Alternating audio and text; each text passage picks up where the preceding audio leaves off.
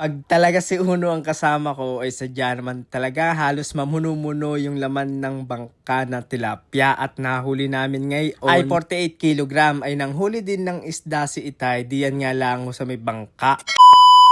Hi mga katroops, magandang buhay! Gumising ulit ho ako ng madaling araw para ho makapamandaw. Pagkagising ko ay nagtimpla lang ho muna ako ng kapimpara ko para makapagpainit na at magising-gising. Aantayin ko pa diyan magliwanag para hindi ho masyadong malamok pag naman daw na ako sa laot. Kaya ako muna ay nagkakape-kape hanggang sa bago umalis ay makakadalawang kape tayo diyan mga katroops. Nung medyo lumiwanag na mga katroops ay ako umalis na. Pero medyo may kadiliman pa yan para pagdating natin doon sa laot ay maliwanag na. Si Uno nga ay excited pa nga sa akin. Nauuna palagi sa bangka ay takot maiwanan. Minsan kasi nakakalilimutan kong isama. Kaya pag naririnig na niya na ako'y paalis ay talaga nauuna mas sa bangka. After ilang minuto ng pagbabiyahe papunta doon sa akin pinag-umangan, ayan, nag-angat na ako ng isang screen. Ay talagang pag-angat ko ay kay matutuwa sa pagkakadami talaga ng laman. Kala ko nga ho'y walang laman, gawa ng tumagilid na yung aking screen. Yung pala meron din ng mga 3 kiloan. Diyan ho sa mga screen namin mga katrops ay hindi ho kami naglalagay diyan ng mga pamain. Ay dalagang nilalagay na lang ho namin diyan sa lawa. Hindi rin pala ito palaistaan o fish pond or fish cage mga katrops. Ito po ay lake na pag nagkahabagat din sa amin ay talaga hong tumataas ang tubig ay talaga napupunta doon ho sa aming mga pananim. Kaya yan pati ho mga tilapia ay nadadala. Kaya dahil hindi muna kami makapagtanim ay kami muna ay nangingisda. Nanguhuli ng tilapia, gurame. Lalo na hot ngayon ay talagang dagsa ang tilapia. Tignan nyo naman itong isang screen ko ay talaga mga naglalango yan eh. Pag talaga na maggayaan ang iyong huli ay abot ngiti hanggang tenga. Pag gayaan karami ang iyong huli ay sigurado mababawi mo agad yung bili mo ng mga screen. Para ka nag-uumang sa fish pond eh. Pero hindi ho yan fish pond mga katrops. Yan ho ay Laguna de Bay. Malapit ho yan diyan sa Lumban Market. Dahil madami tayo nahuhuli mga katrops ay maaga ho talaga tayo pumapandaw. Para umabot pa po ho yung ating mga tilapia sa fish pond. Diyan ho dinadala ni Itay at binebenta. Parang nagiging dalag yung mga tilapia ay talagang tumatalon. Parang dalag.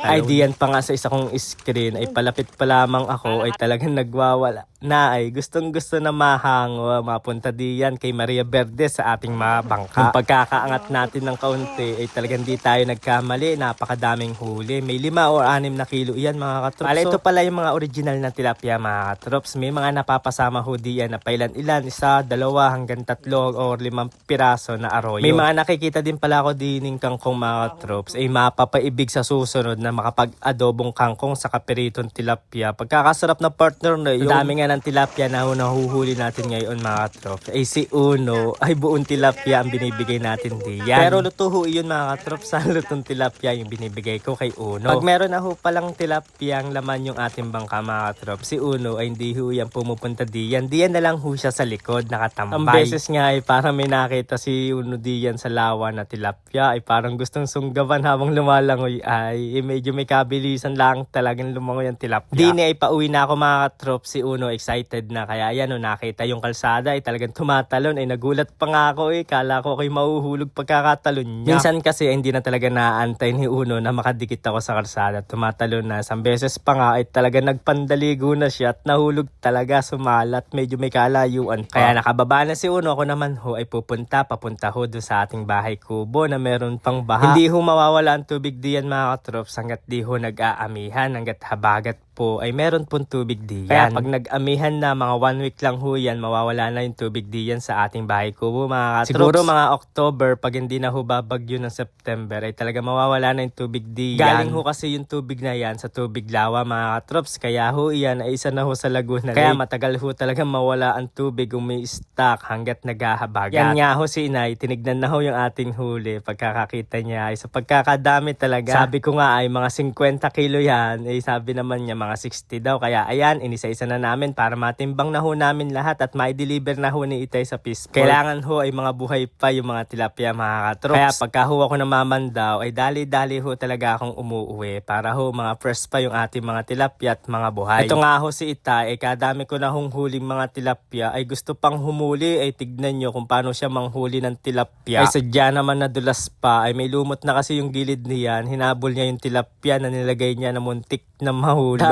dami na kasing huli, ay hinabol pa yung isa, nadulas taloy siya. Pero hindi pala nakawala yung tilapia. Nung tinignan ko ay nandiyan pa sa ilalim ng bangka, kaya akin na hong kinuha. Buti na lang ho talaga ay hindi ho napasama yung pagkakadulas ni Itay. Kaya yan, dire-diretso na ulit tayo sa pagkukuha ng mga tilapia. At nung amin na hong natimbang mga trops, ay lahat ho ay mabot ho siya ng 48 kilogram. Yan hong tinimbang namin na nasa batiya ay 34 ang tinimbang. At meron pa ho kami tinira diyan ng pang ibibigay natin sa kaho, yung panguulam natin. Kaya ang total lang lahat ng atin nakuwang tilapia para ngayon araw ay 48 kilogram. Kaya maraming salamat ho sa inyo mga katroops. Love!